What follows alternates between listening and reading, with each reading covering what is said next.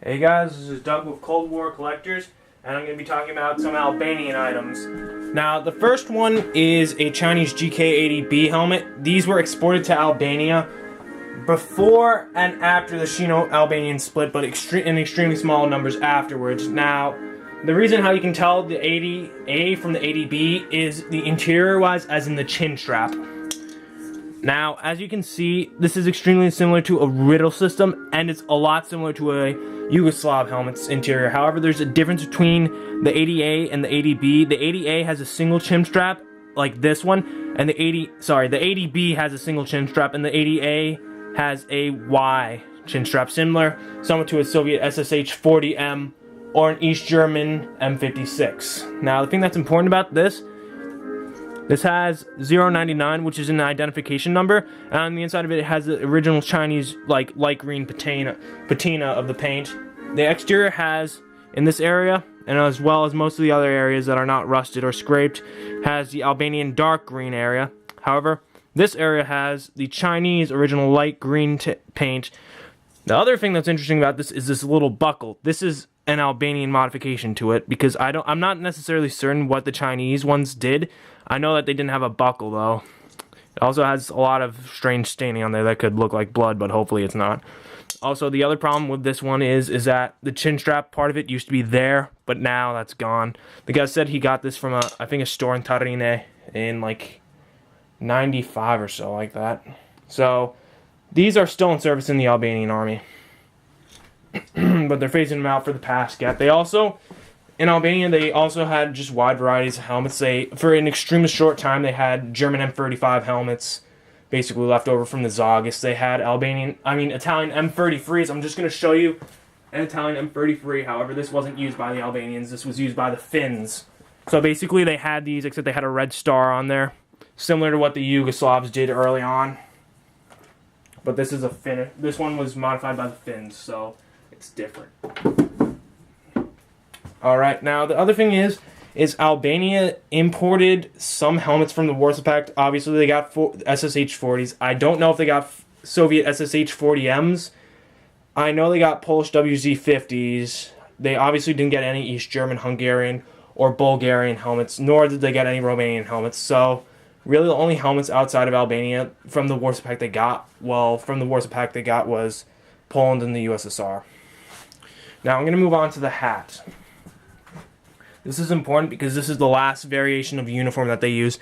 This is, I believe, the M76 uniform hat. Now, the thing that's important about this is Albanian style, not Soviet or Chinese based. Now, the reason why it looks kind of crumply like this is because I added that paper in there to basically keep the shape preserved. Now, the thing that's important about this is how you can tell it's Albanian. It has this dark green texture, plus it has a star similar to the Bulgarian star. This is entirely plastic, and the chin strap is plastic. It has these two somewhat metal or maze tack buttons that have a star represented in dots around it, and it has like a little dot circle around that. Now, the inside of it has this kind of like really fake leather. Also on this part of the star, I don't think you're going to be able to see it, but the star kind of splits out. So you get it so you have the star on one side, and then it goes like this on the inside, and around this it has extra string tied in there just in case you have to repair it. Now I'm just going to show you the stamp. You probably won't be able to see this, but it says NPV Utrashke Tarine, which means, I don't know what NPV means, but I know Utrashke means military or army. Nir Korles means size, which is 54. Data Prodiment I don't know what that means. I think it means like data of production. Volakon Shalishe, I'm not certain what that means either. Now, the thing that's important about this is most of the time Albanian hats you will find are usually in size 54, because that's just what I've come across. You never find a size 57.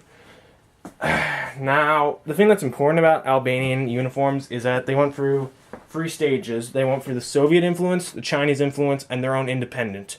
Now, the Soviet influence one was called the M44. It basically was just the M1943 uniform regulations that were in that type of greenish color.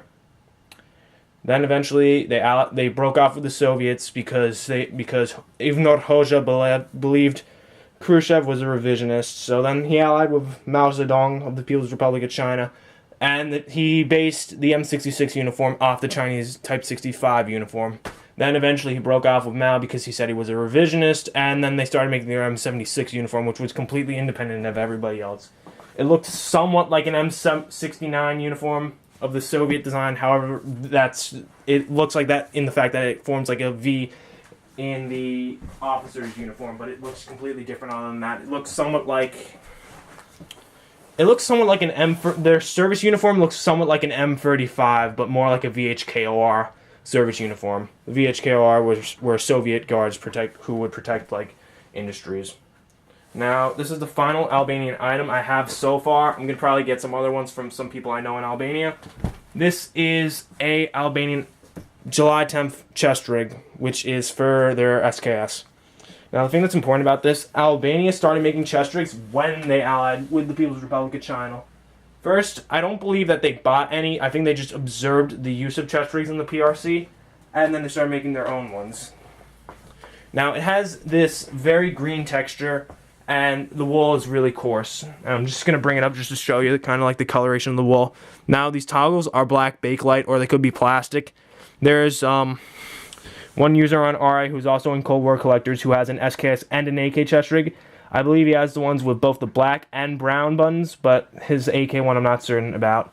Now, the thing that's important about these are meant for holding stripper clips. So, it's meant for holding about like 15 or so of them in each pocket, plus an oil bottle, but sometimes you wouldn't carry an oil bottle with you. Sometimes you'd carry that in your gas mask bag for some odd reason. Now, on the back, usually Socialist era AK ones have a tag or had a tag in this general area. But this one, I don't think had a tag at all. There's a stamp, but you can barely see it, like a circular stamp right there. But I can't read it. So the thing that's important about this, I'm just going to move this over a bit more. Alright, so you can see that how there's these chrome toggles right there. So the thing that's important about this, on the SKS chest rig, they have them on the outside. On the AK, they have them on the inside. Now, some people think, oh, if I get a cut-up AK chest rig, I can just replace the shots with an SKS. No, they're completely different. And you're just screwing up the SKS chest rig. Now, the other thing that's important about this, these are shiny. However, the back adjustments are metal and they're painted black, which the problem with this is when the Albanian Army started to give some of these to the Utrisha Komites i Kosovoses, which was the Kosovo Liberation Army, they had these all chrome, and the UCK didn't originally paint over them. And the problem with that is Serb snipers would notice this, and then they use it as a reference point for aiming. And eventually they started to paint them black. Also, sometimes the Albanian military, when they use them, they would paint them black on maneuvers, because that was a problem with them. Now, the other thing with this is that, like usual chest rigs, you put your head through this area, arm here, and then you get the straps, and you tie it around your back. Very simple. Now, the thing is SKS chest rigs have been imported into the U.S. because some companies, I believe CAI, I'm not certain about some other gun companies, gun import companies, because some companies like imported a bunch of Albanian SKSs and they got the chest rigs as well, but the U.S. hasn't imported any Albanian AKs, so we haven't brought over any AK chest rigs at all. However, there's been some occasions when some have been brought over. Sometimes people buy them from like Serb veterans of the Kosovo War. Sometimes they appeared in the Bosnian War somehow, both the AK and the SKS variants. Sometimes they even appeared in like the South African Brush War conflicts, which was really strange, but most of the time that was the like Skiptar rifle, not the SKS, which I believe was the Skiptar Type 86, but they didn't export those. Well, they're exporting them to Iraq now and Afghanistan. However, the main problem is that Albania usually just exported to only a few countries. I think they exported some chest rigs to Mozambique, and I think they might have given some to Zambia, and a very small amounts to Angola. However, they just didn't export items that much. Sometimes they did, sometimes they don't. Alright, let's see.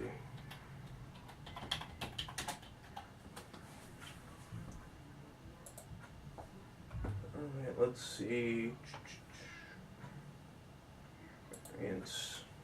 Okay, so one of the Albanian variants of the Type 56 was the ASH 76 Tip 1, which was a variant of the Type 56 Type 1 made in the Palestinian arsenal, and it was a direct copy of the Type 56. Then they also made the ASH 82, which was a copy of the AKMS. Then they made the Automatuk Skiptar Model, which was the ASH 76 Tip 2, which was a copy of the RPK made in the Palestinian arsenal. Then they had the ASH 76 Tip 3, which was an Albanian automatic hybrid model Type 56 Type 3. So it was like a marksman rifle, an assault rifle, and it also was able to launch grenades. It was somewhat like a Yugoslav M77, but that's really where it ended. Then there's also been like other variants of it. There's also been some weird variants of their copy of an AKS 74U, which is a Soviet design, but it's not necessarily close to it. It's really strange. They also made weird variants of the ASH 82, which are still in service by the Rena forces, and which is kind of like their special police force. Now, the other thing is that Albanian AKs are starting to get exported out of Albania to Iraq and Afghanistan, so they're just getting harder and harder to come by. A whole bunch of them were destroyed after the Kosovo War, and a bunch of them were sent over to Bosnia during the Bosnian War. So, Albanian gear is also rare because they had this one policy, which I believe was completely idiotic, which was Nostragaliaism. If you held on to your uniforms for a really long time, it was considered revisionist and an aid of the imperialists somehow, and you had to destroy your uniforms. Not all the time, but sometimes they do. That's why the Model 44 uniforms are so hard to come by. Model 66s are also really rare, but all Albanian uniforms are extremely rare. The most common one you will find is the Model 76 uniform, though. Also, another thing that's very strange about Albanian uniforms is there was the Albanian Special Intelligence Agency, which was called the, let's see what it was called. Sorry about this.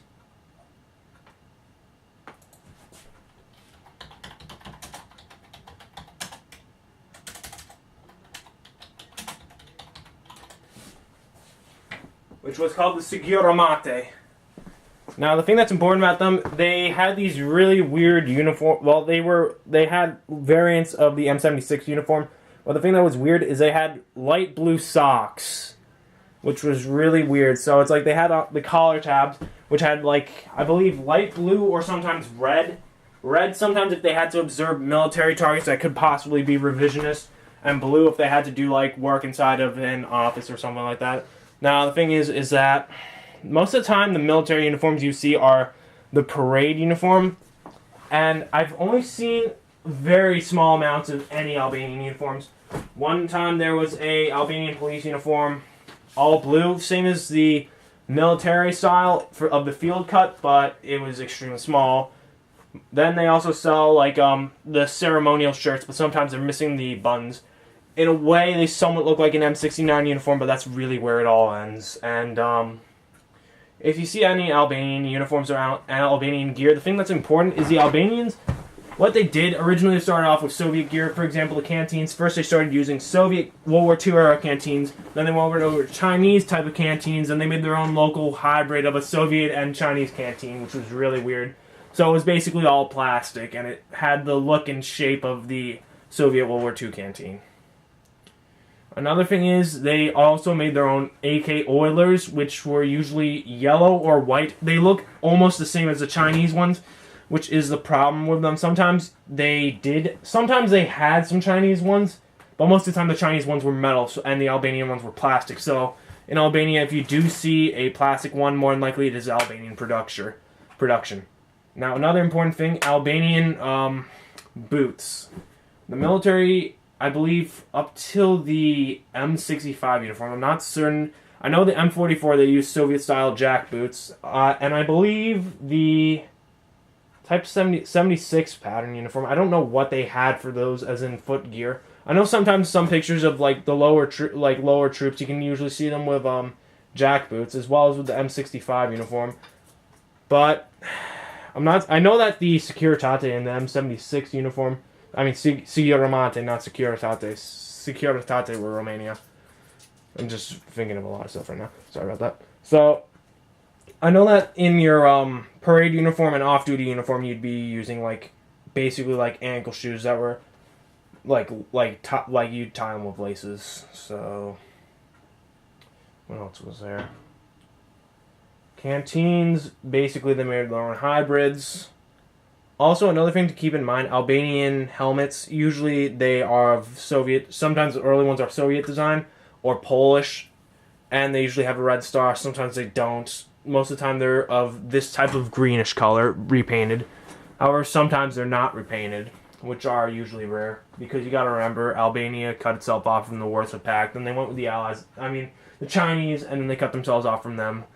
So it was just usually rare that you find this stuff.